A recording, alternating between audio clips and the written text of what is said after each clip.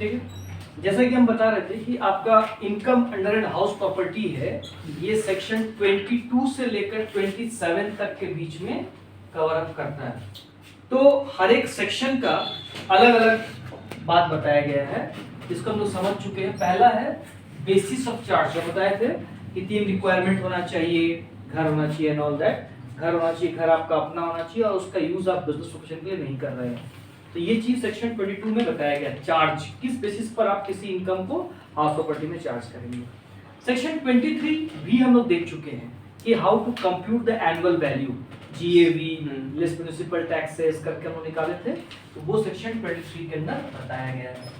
Section 24 भी देखे हम लोग डिडक्शंस के रूप में। डिडक्शन दो डिडक्शंस मिलते हैं हम लोग को, तो स्टैंडर्ड डिडक्शन और इंटरेस्ट ऑन बॉरोड कैपिटल, ये 24 में हम लोगों ने देखा है। सेक्शन 25A अनलाइज्ड रेंट क्या होता है ये तो हम बता चुके आपको, है ना, लेकिन इसी में एक चीज और जोड़ता है कि अनलाइज्ड रेंट, है ना, if recovered will be taxable under head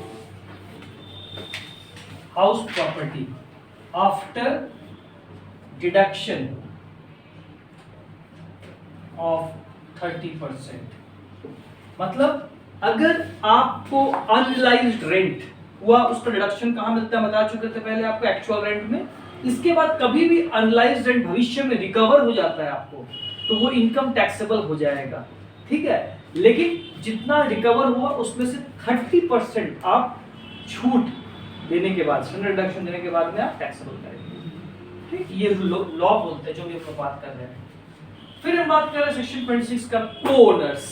को-ओनर क्या होता है, जो हम बताए भी नीचे में, अगर किसी भी प्रॉपर्टी का 2 या 2 से अधिक व्यक्ति मालिकाना हक रखता हो, ठीक है ना, हो सकता है मतलब एक फैमिली के अंदर 2 या 2 से अधिक बच्चे हों, चाहे मेल हो फीमेल हो, तो उनका सबका अगर अधिकार है, तो अगर उससे इनकम जनरेट हो रहा है तो लॉ कहता है कि वो इनकम सभी के हाथ में डिस्ट्रीब्यूट होगा इन द एग्रीड रेशियो, जैसे हम लोग, और बाकी टैक्सेबल होगा, ठीक है ना, जैसे हम लोग कैलकुलेट करना सीखे। तो यही चीज यहाँ पर सेक्शन 26 के अंदर कहता है को-ओनर का बात। और 27 जो है ये हम बताएंगे आपको कि डीम्ड ओनर, कब कोई माना जाएगा कि ओनर है, ठीक। तो ये सेक्शन 27 है जिसको हमको डील करना है।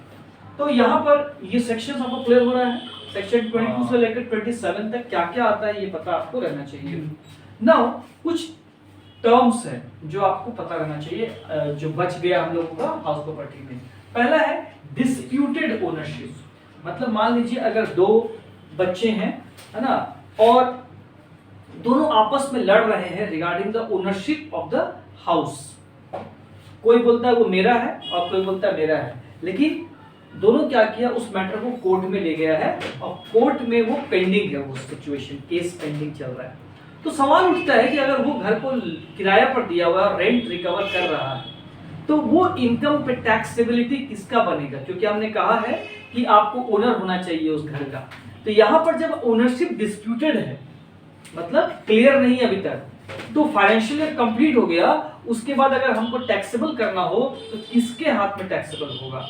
तो लॉ कहता है इस केस में सेक्शन, मतलब सेक्शन नहीं, मतलब जो कंप्यूटेशन करेंगे हम लोग, उसी में कह रहा है कि जो भी आदमी रिकवर कर रहा है रेंट का, चाहे वो उसका ओनर हो या ना हो, परवाह नहीं, ही और she will be liable for declaring such income and paying the tax if arises. वही बोल रहा है, in case there is a dispute among the owners with respect to ownership of house, law says that income of such house will be chargeable to tax in the hands of person who is receiving the income, irrespective, ये important चीज है, receiving the income, irrespective of fact whether they are owner or not। मतलब dispute मतलब होता है ना कि भाई प्रॉपर्टी हर किसी को रहता है ना। अब मान लीजिए कि कोई वसीयतनामा के अंदर कोई लिख के गया, आप मैनिपुलेट कर दिए, बोले कि नहीं आपने कोर्शन का यूज करके लिखवा दिया या जो भी चीज है, अब आप प्रूफ करने के लिए कोर्ट में केस लड़ रहे हैं, तो डिस्प्यूट हो गया, विवाद। सर अगर डिस्प्यूट है और जिस पे और उस पे हम उससे मतलब उससे हम इनकम जनरेट कर रहे हैं और इक्वली बांट ले रहे हैं जिसमें तब तो फिर disputes है। ओनरशिप वाला बात हो जाएगा, फिर तो दोनों को देना पड़ेगा।